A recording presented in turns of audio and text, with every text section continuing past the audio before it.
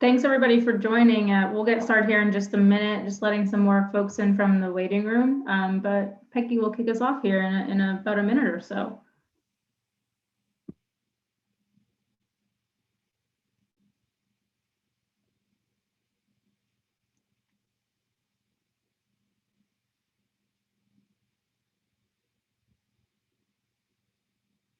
All right, well, let's go ahead and get started. So I want to say welcome to everybody welcome to everybody, and thanks for joining us tonight.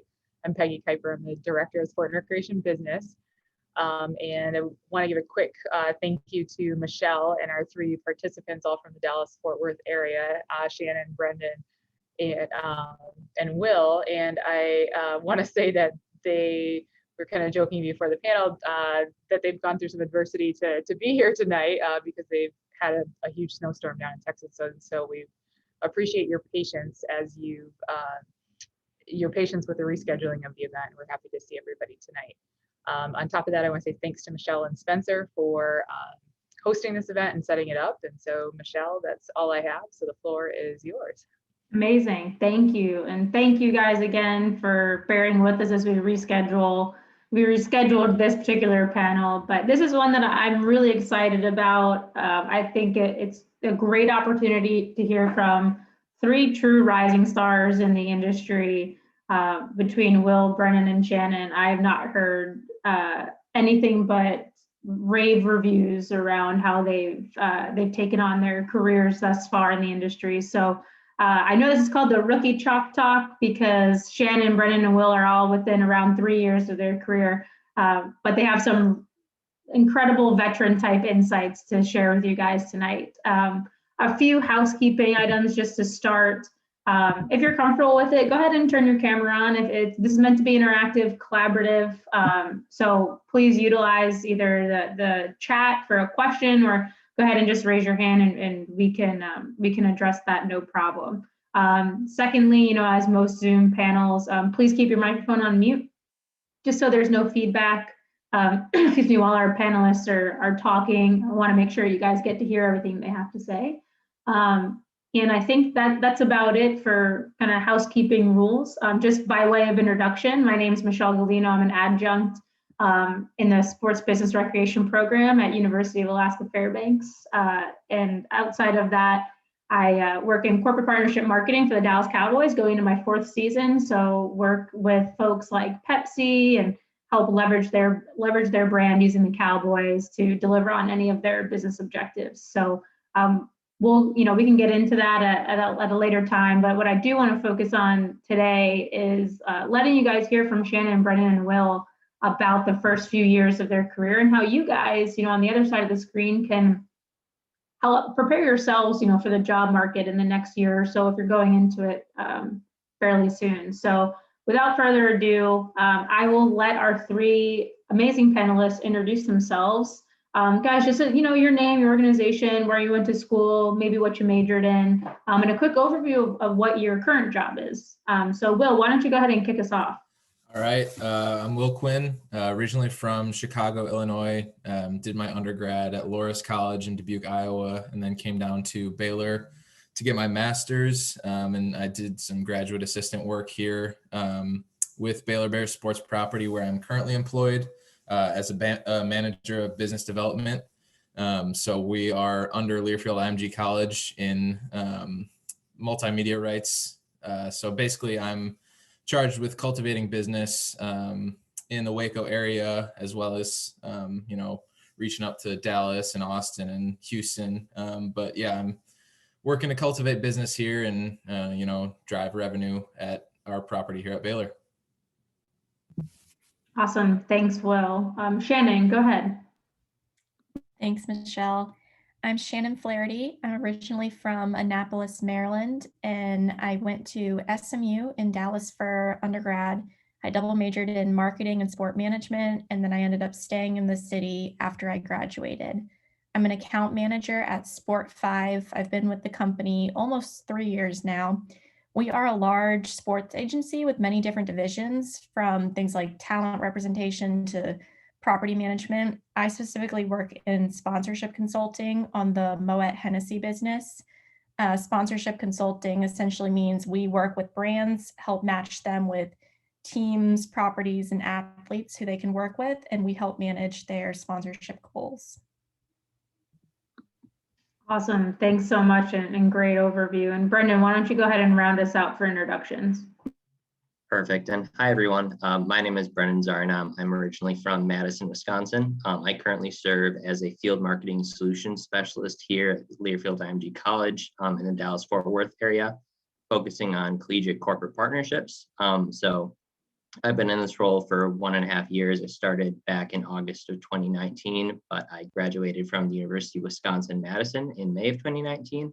I interned at our Wisconsin property there for 2 seasons, as well as I was a 4-year member of our sports business club on campus. So I'll talk about my involvement there throughout this call. But in my current role, I really support and partner with our regional properties located across the country. So that ranges from Power 5 colleges and conferences down to mid-major programs as well. So I really work with folks like Will to create objective focused solutions for partners. And that can be anything from digital and social campaigns all the way to game day activations as well. So really holistic marketing initiatives.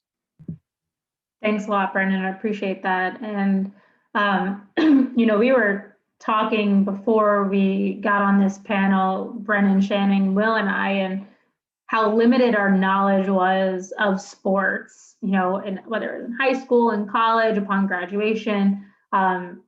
So I guess my first question for you guys is, and Will, we can start with you again. How did you know exactly what you wanted to do within the sports field? It's so, the opportunities are endless. You could really go in any direction: college, professional, sponsorship, marketing. So how did you narrow down the current opportunity you're in right now?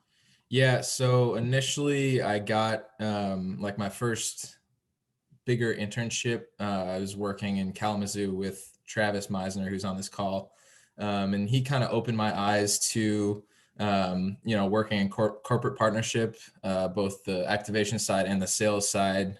So that's really kind of how I realized that's the side I wanted to start in and, build my career in. And then I think choosing college as an avenue to pursue that dream, I think it's really awesome that, I have an impact on the student athletes' lives, because we drive business for Baylor, and we bring in revenue for Baylor, and that in turn, impacts student athlete lives here at Baylor. So I think that was definitely a driving factor on why I chose college as what I wanted to pursue, rather than go straight for professional sports out of grad school.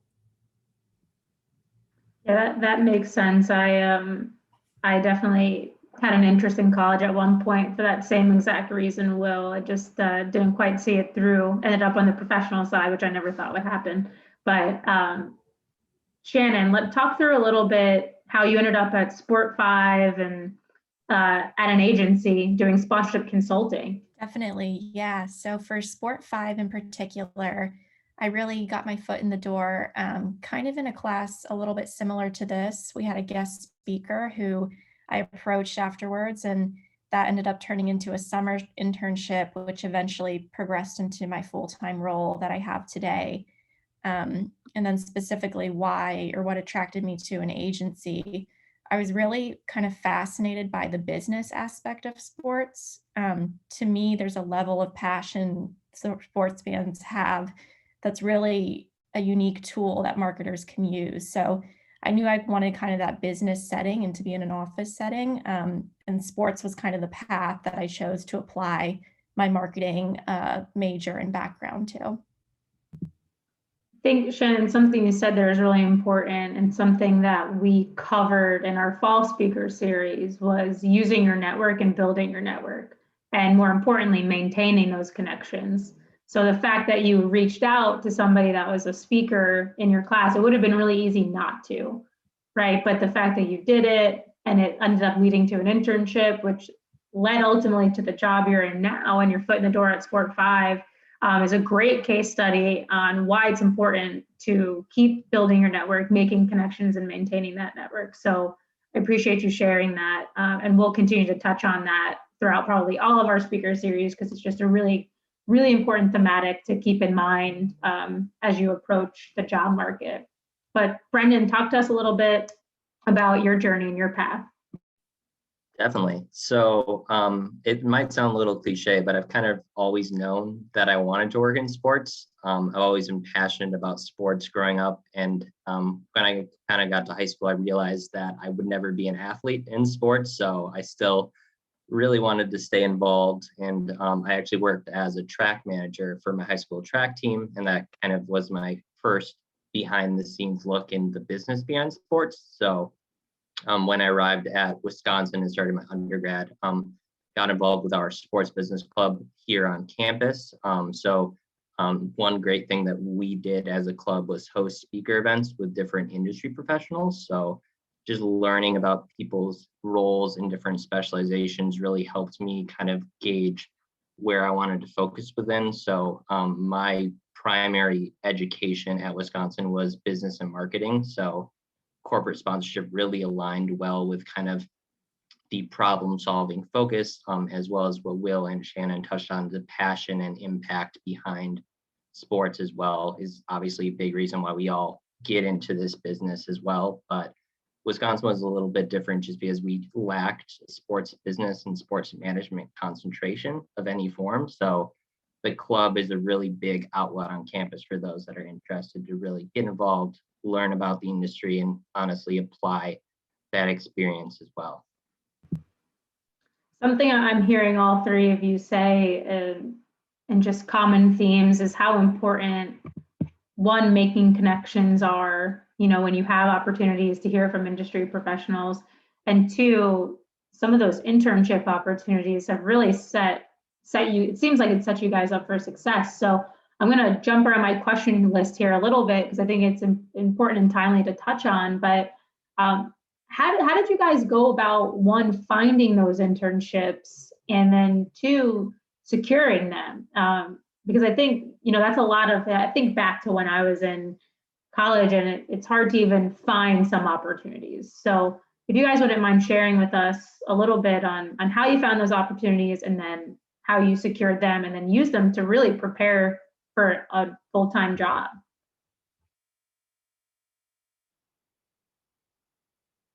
Anybody can kick us off here. I'll leave it to you guys. I can kick us off. As far as me, for my internship specifically, you'll hear this a lot, but sports is really a relationships business. So when I got into college, again, my sports business club involvement, one of our board members actually was a current intern at our Learfield property at Wisconsin. So I basically reached out to him, learned more about his role, as well as just to see if there was any ways for me to get involved. So I actually started out volunteering within our athletics marketing department. So really basic, just handing out giveaways on game days, selling game programs, the basic stuff, but just really get involved, show that you're passionate, and meet people. And then later down the road, when an opportunity came up, I was top of mind for that internship opportunity at the property, but really leveraging those opportunities to just get involved, learn more about their role, even if it's just a conversation, and then just checking in from there. And if an opportunity comes your way, even if it's not kind of what you're looking for, if it's an internship rather than a paid position, just really being able to see the value in that experience as well. Yeah, I can't count the number of years I worked for free, right? Just to gain experience. I think it's a really important point, Brenden. So thank you to the volunteer piece of it. Shannon, go ahead. Yeah, totally want to echo Brenden on the fact that sports is very much a relationship industry. My very first internship, I was with SMU Athletics, and I got that because one of my sorority sisters had the same job and they were looking to bring on more people. I mean, you never know what relationships can lead to you being top of mind when other people are looking to fill positions. And then I spoke to my other internship I had a little bit, approaching a guest speaker that we had in class, things like that. Don't be afraid to ask questions. I think college students are in a unique position where people want to help you. People want to network with you and answer industry questions you have. So definitely use that to your advantage. Yeah, like all three of them, or all two of them have said so far, networking and knowing people is, how you kind of build those, those roads to potential opportunities. So undergrad, I studied sport management, and there were it was basically, they told you that you should get a smaller internship that lasted, a month or two, where you're still, in the Dubuque area. Dubuque is where college was. So you're still in the area, you do a small internship and then do a big internship that lasts the summer between your junior and senior year. And because of, being in the sport management program and Travis being connected to the Loris sport management program, and I applied through Teamwork Online to that initial position. And then he reached out to me with an idea of, a more tailored internship towards me to, help me get to the next level. So that was really helpful in getting me to where I am now, is, knowing Travis and having an idea of where you wanted to work, what you wanted to do. So, yeah. You mentioned something really important there too, Will, which is Teamwork Online, which I want to make sure we talk through with this group. So something that was passed on to me as a really good practice when you're trying to figure out which job or what type of role might I be interested in is going on LinkedIn and looking at different job descriptions of things you might be interested in. Another great resource for that is Teamwork Online. That's where many sports jobs are posted. I would encourage everyone to, I think you have to make an account to view job postings, but it's free. So go on Teamwork Online and just browse through some jobs that you think you might want to do. You might want to be in partnership activation. Look at a couple different job descriptions. Maybe sponsorship sales, do the same thing across the board for anything you might be remotely interested in. The next thing I would recommend, like harps on Shannon's point a little bit, is going on LinkedIn and finding those people who are in the job that you want.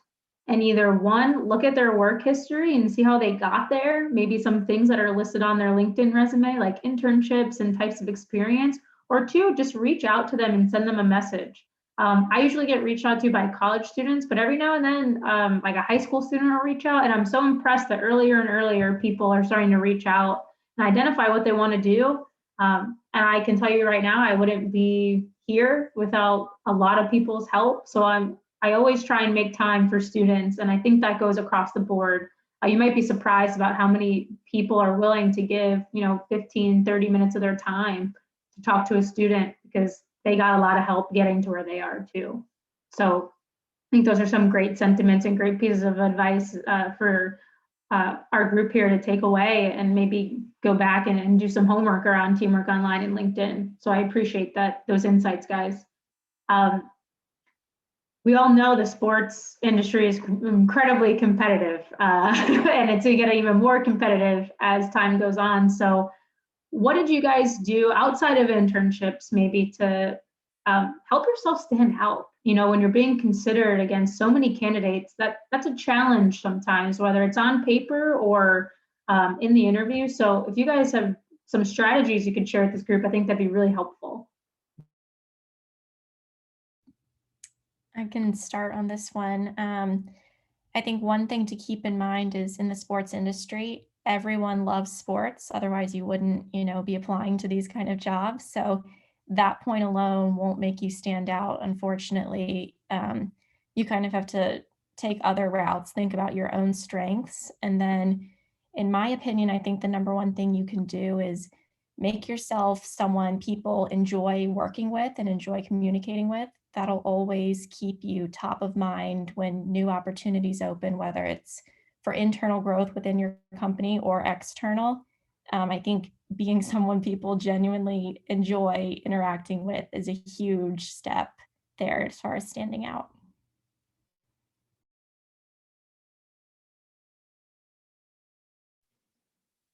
I think for me, as someone who always is constantly preparing for upcoming meetings or interviews as well, making sure on paper that your experience really showcases what you bring to the role. So quantifying your experience, talking through the situation, the action, and the result of your experience is huge on paper. So you really want to fit and tailor your experience to the role that you're applying for, as well as Michelle said before, connecting with folks on LinkedIn to learn more about their roles before you meet with them. If you see an opportunity on Teamwork Online, make sure you connect with people within that team or department just to make an introduction and make yourself top of mind. And then post-interview, a handwritten thank you note goes a long way.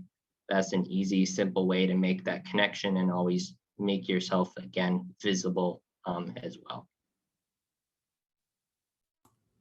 Yeah, I think another thing is, just working the hardest out of the group that you're in, and internship experience opportunities. If you just showcase your skills and showcase that, you're willing to do anything and go the extra mile, that'll be huge moving forward. And having good references, just showing that you're a really hard worker and you're passionate in what you do. I think that's something that has definitely helped me along the way. That's great feedback. And Shannon, you said something that stood out to me. I actually just had this conversation today, a couple hours ago. The number one thing for people that we hire is they have to be easy to work with and they have to be nice. Because you can't, if you're all, everything else is equal on paper, that will raise you head and shoulders above the competition. Interpersonal skills are so important. And if you have opportunities to showcase them, do it. Response time, friendliness, ability to hold a conversation, remembering details. I had connected with a student not too long ago, and my dog in the middle of the call was like chewing on a bush outside. And I was like, oh, sorry, hold on. Cody, my dog, is chewing on a bush outside. Just give me 2 seconds. I ran outside, got him, whatever, came back. It was a couple minutes later. And in the thank you note, she wrote, hope Cody doesn't give you too much trouble. I was like, that was really good of her to, a student to remember the name of my dog. And she always asks about my 2 dogs, Cody and Dax, by name. That's very impressive to me. And I recommended her for a job a couple months later because she showcased a lot of her skills outside of that. And she ended up getting the job, which I was just really proud of her for. But the fact that she took the opportunity to showcase her preparedness, Brenden, what you're talking about, if we have a call, she had good questions lined up, follow-up questions followed up quickly. Shannon, she showcased her interpersonal skills. Will, she showed a couple projects where she worked really hard on and she quantified the results and made sense. I felt confident recommending her. So you have to remember that too, when you connect with people, just merely having a casual call is great, connecting on a personal level, but you have to be able to showcase your professional skills as well. Because I know for me, and I feel like I think Travis and John and some of the other staff and faculty on this call would say the same thing. The recommendation, isn't just for anybody, right? If I'm going to put my name behind somebody, I want to be confident about that. They can show me some skills. Like Jared, great example. He is one of 3 people who have their camera on. That's big time for me. I'm like, okay, he's very invested and he's present and he cares. So that shows me that he is able to showcase his interpersonal skills over Zoom. So I think that's really impressive. So bravo to Darla, John, and Jared for having their cameras on and being interactive with this panel. But there are things like that, the little things really matter, really, really matter. And I can't stress that enough. So Will, Brenden, and Shannon, I'm really glad you hit on that because it's really important. And then moving on a little bit, I think this plays into a little bit of the conversation we had earlier, but I want to see what else you guys have to say. How did you know what kind of titles you should apply for? I think that's something that everyone faces throughout their career, as they're moving jobs. But how do you know what you were qualified for and what kind of titles you should apply for? Because I know they're different at a lot of places. They mean different levels.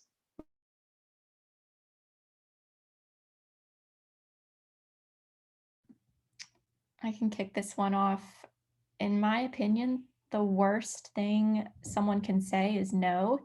So I wouldn't say, ever hold back on applying somewhere because you feel like, oh, I don't know if I'm totally qualified or completely check all of the boxes that they're looking for. You never know. So go ahead and submit your application or try to network with the interviewer, because, maybe you have other skill sets that make up for some of the things that they're looking for that you might lack.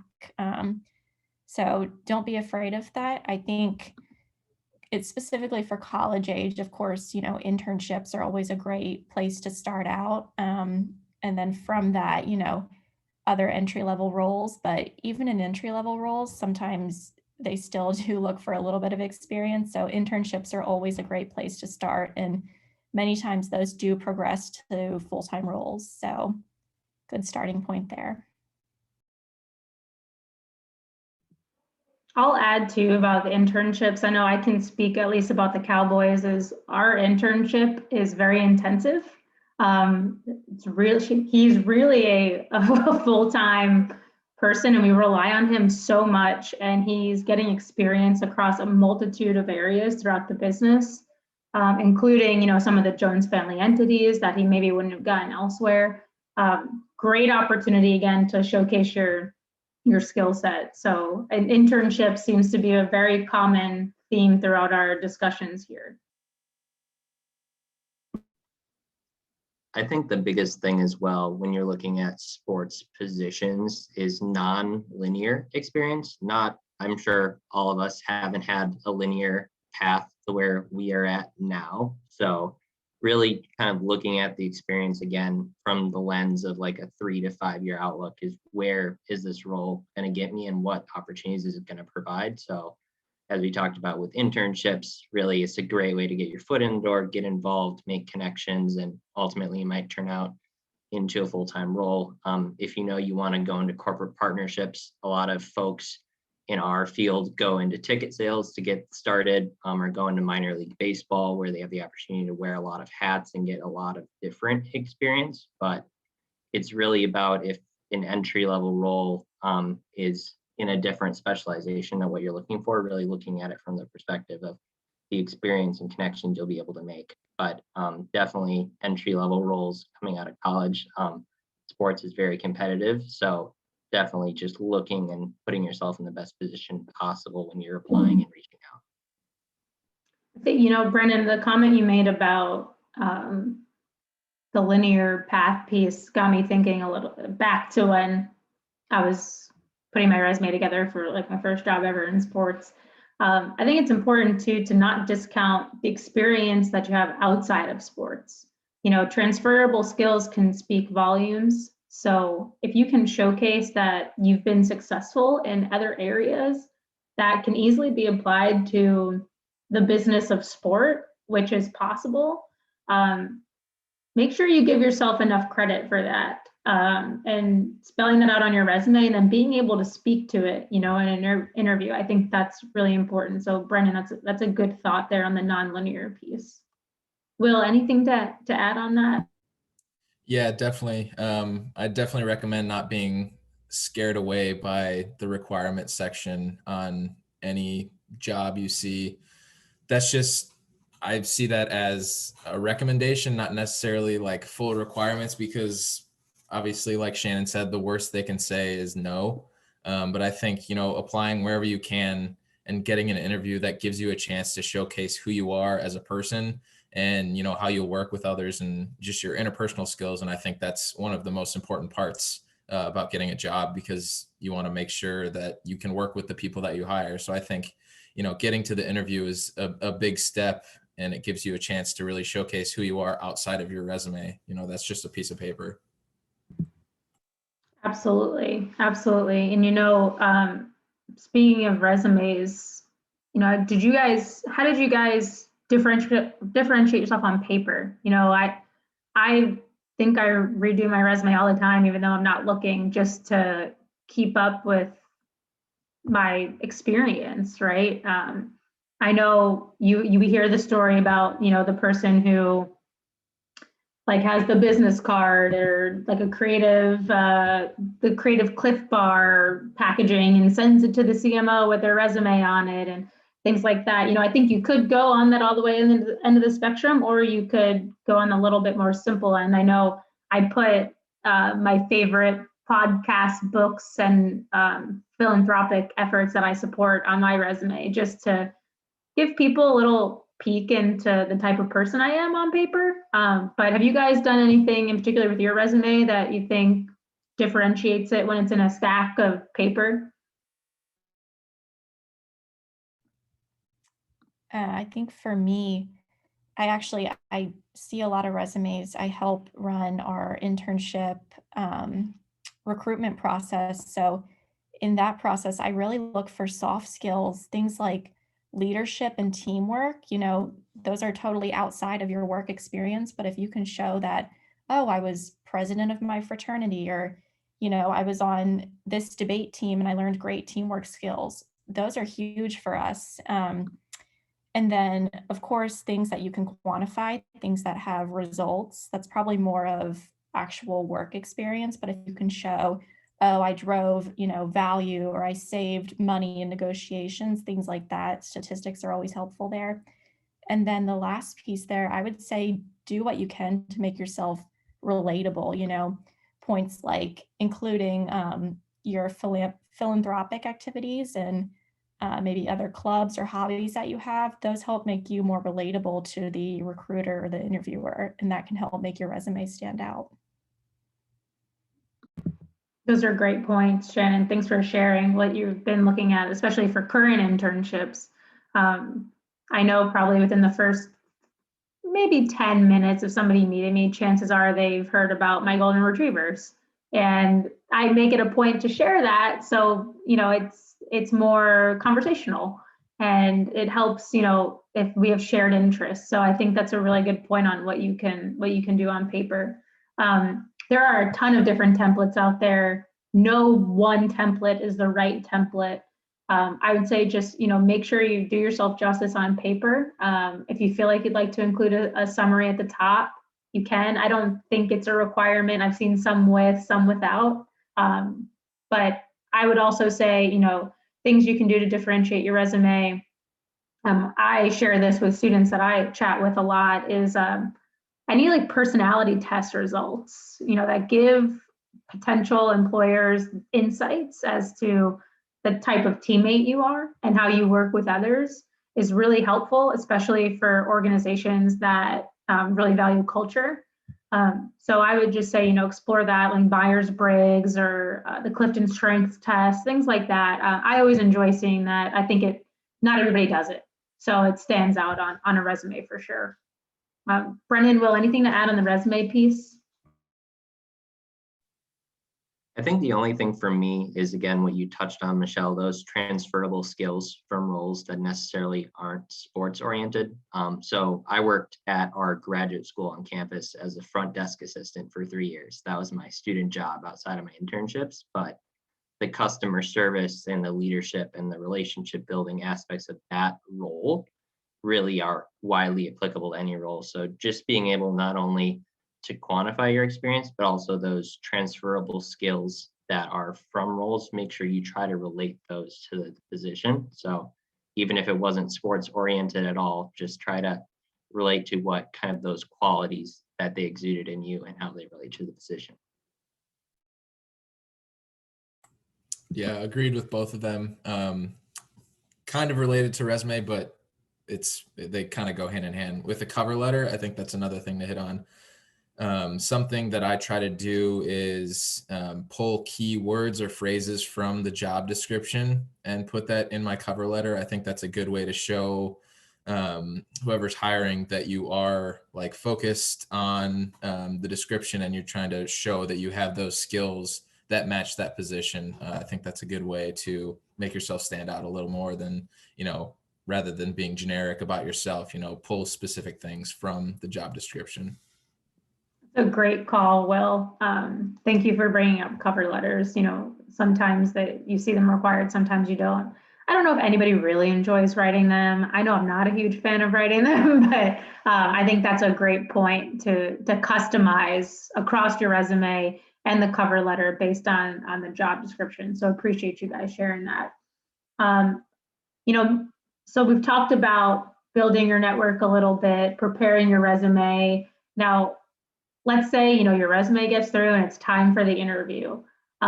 Let's say you're a week out or so. Like, what are some of your tips and tricks that you guys have done to prepare well for interviews, or the job search in general?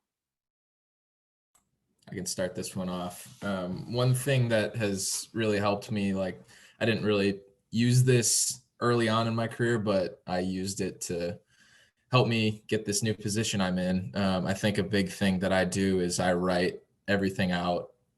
Anything that could come up in the interview, I write it out on paper and I recite it to myself, recite it as if I'm getting asked the questions.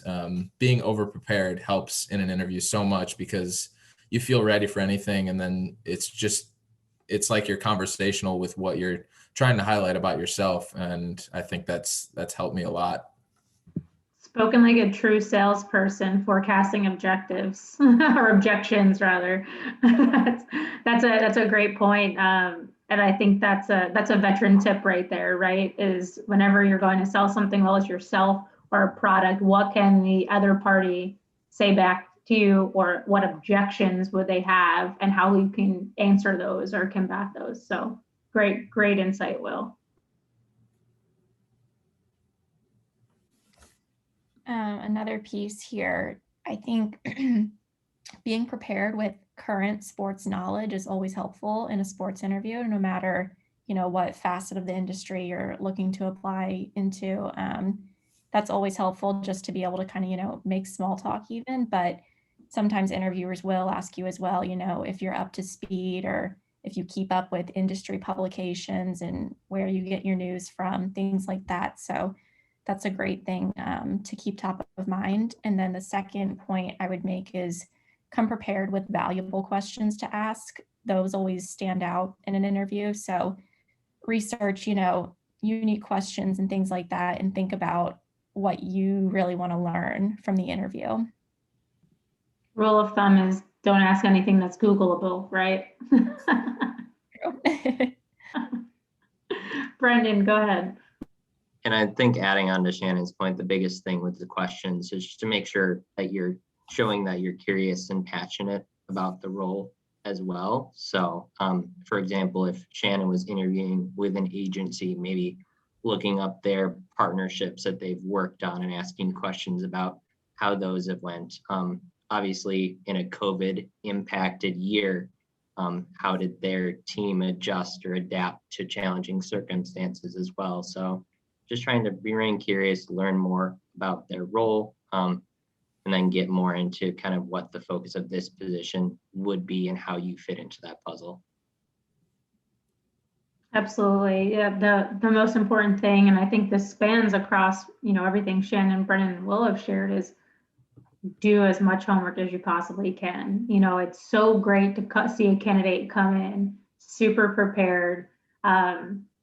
We are a Pepsi team at the Cowboys. Okay, Jerry Jones kicked Coke out of the stadium in 1995.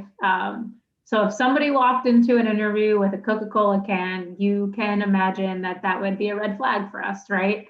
They didn't do their research. I went to go interview. I had a Smart Water and I threw it out. It was probably full, but I was like, I can't walk in there with this product. It's a Coca-Cola product. I can't walk in here with that. And then, obviously the Keurig Dr. Pepper has their water category, so I have Deja Blue instead. So it's the little things like that that just show that you've done your homework, you're prepared. And I think the questions piece, Brenden, I think that's a great point. Make sure your questions are thoughtful and they showcase your critical thinking skills. Not asking, the first question that comes out of your mouth should not be, what's your timeline? Understandable question. It is a logistical question. You should ask that. But after you guys have already talked through some of the more thoughtful questions. And remember that you're interviewing this potential employer as much as they're interviewing you, right? You want to make sure you're at a place that you want to work at. I know culture was really important to me in the job search. So I asked a lot about culture and plans that they had to build out the team and so on and so forth. Did not ask about resources. Nobody wants to talk about spending money on resources. I think it's just the thoughtfulness of your questions. Like Shannon said, Google some questions you can ask in an interview, and you can always fit it to, what you're talking about in the particular job you're going after. So I think that those are some great points, guys. Moving on a little bit to the last 20 minutes or so of our discussion, Shannon, Brenden, Will, I want you guys to rewind a little bit, put yourself in the shoes of the students on this call. What's one piece of advice that you maybe wish you would have gotten as a student, or that you would give yourself now to you as a student getting ready to graduate?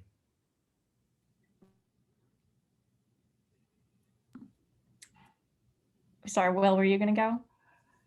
Okay.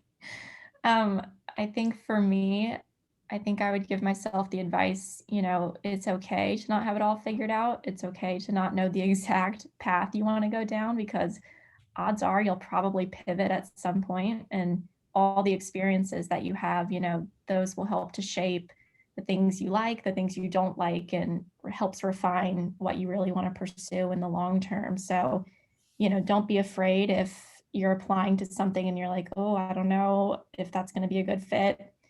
That's what the interview is for. Ask questions, figure out if there could be a potential match there. And then it's kind of a trial period. When you're young, you can try all these different things, see, what fits and what doesn't. That's what kind of your 20s and fresh out of college age is for. I would say, to add on to that as well, be patient with the opportunities that come to you and what you're looking for.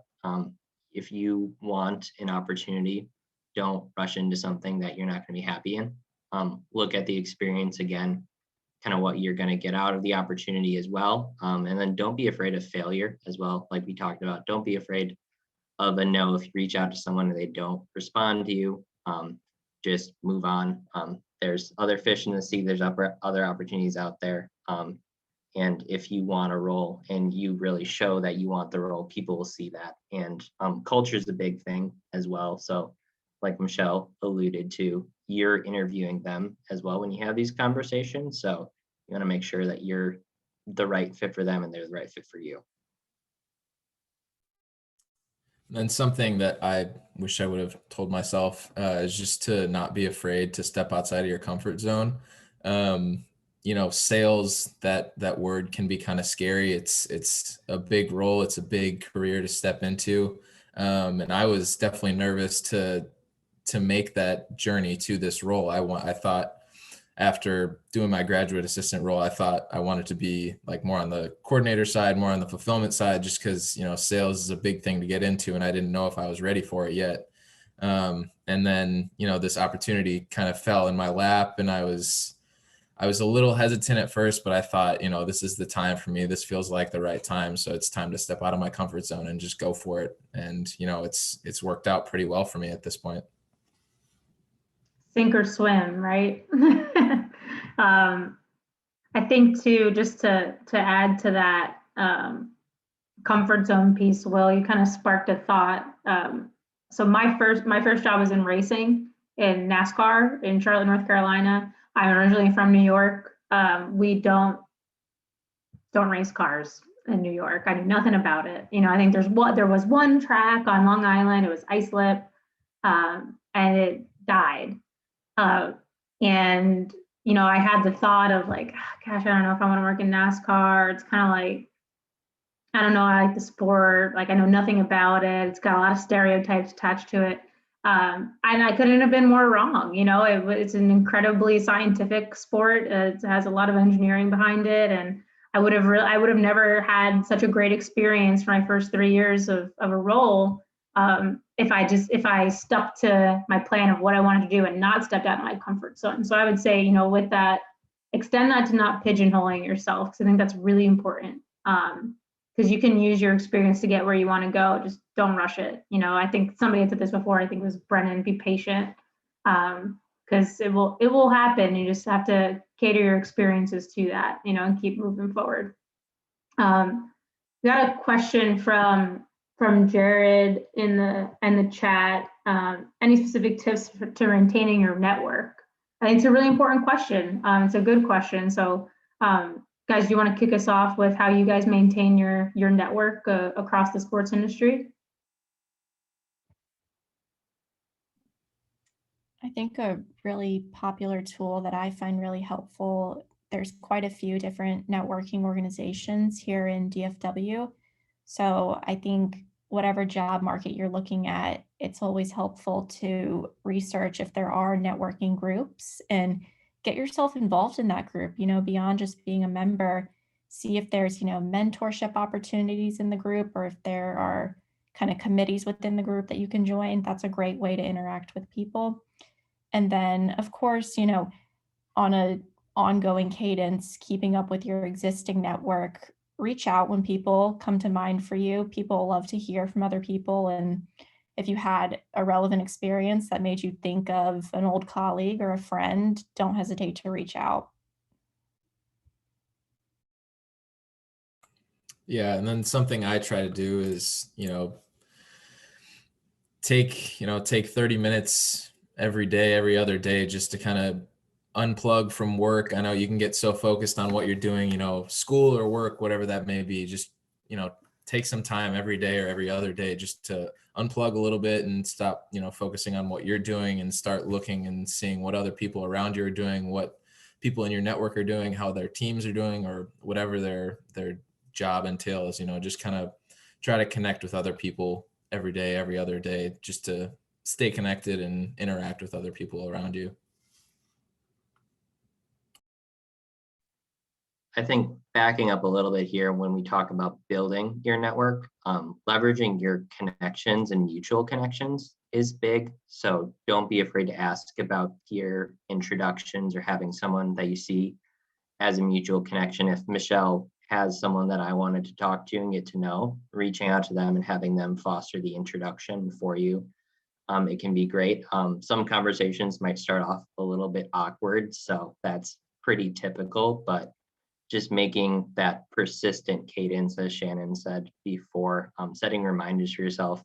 I have a calendar reminder just to check in with some of my mentors every month. It doesn't have to be weekly, obviously, because sometimes you might not have a lot of things to talk about.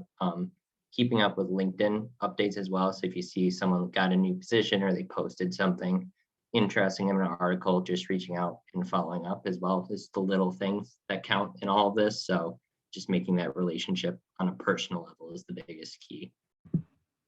If you were on our fall speaker series at all, we spent a lot of time harping on the importance of a LinkedIn. So if you're on this call and you don't have one, I would recommend making one. Just to start to network yourself across LinkedIn. Right now is a great time to digitally network because that's what everyone has to do, right?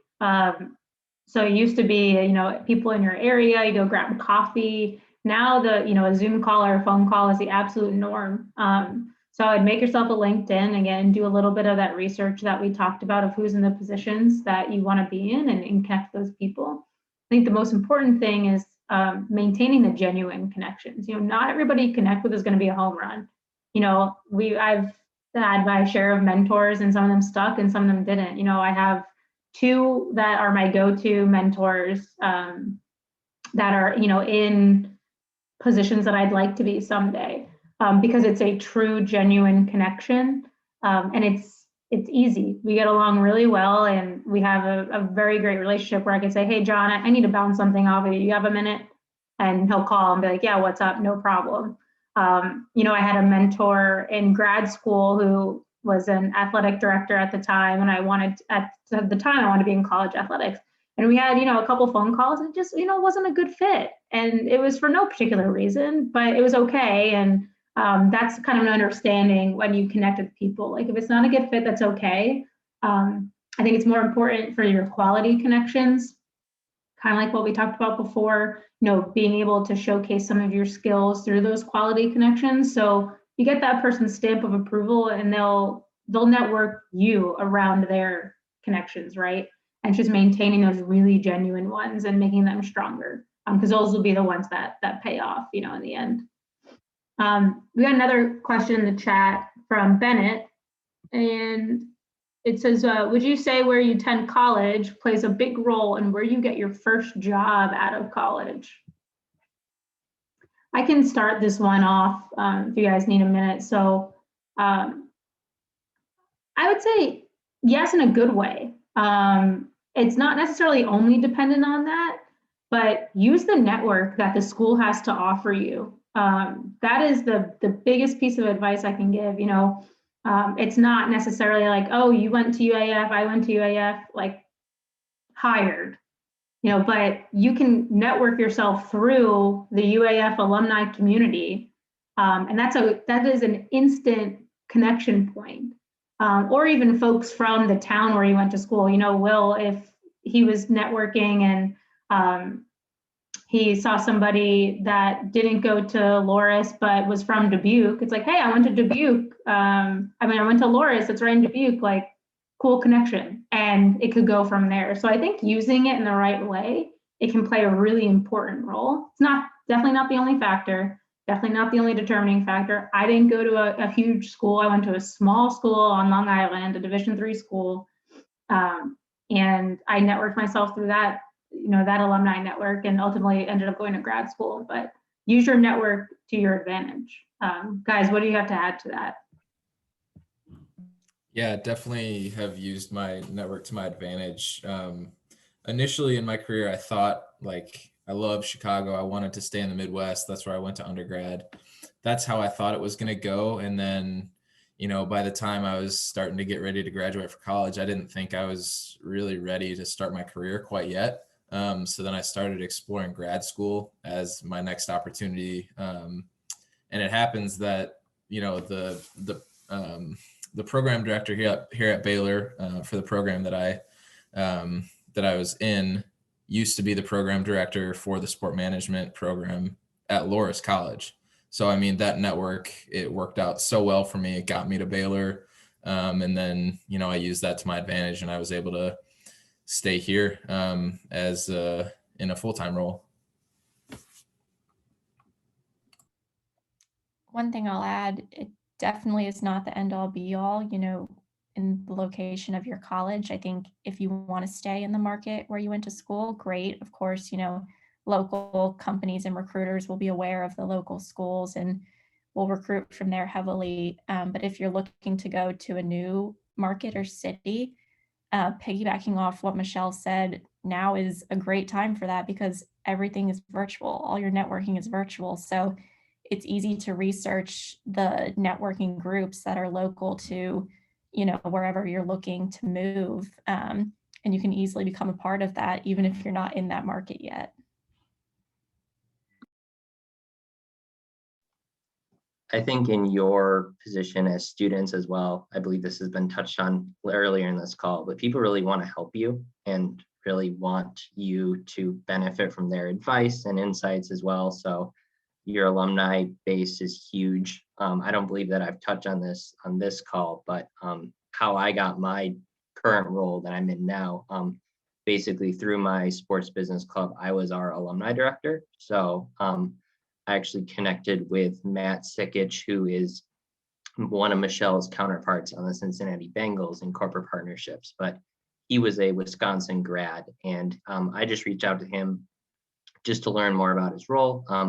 We chatted and built a good relationship, and I asked him for mutual connections. And one of his mutual connections was my current boss, who he managed a few years back. So we connected with each other, and then that was just an introduction call. And a few months later, when the position came open and I applied, I already had that relationship built up previously. So really just leverage any connections that you can make. Maintain those, and you'll really never know when things come up. The universe has a funny way of working things out, so you never know. Very true. Thank you guys for sharing that. And Bennett, thank you for the question.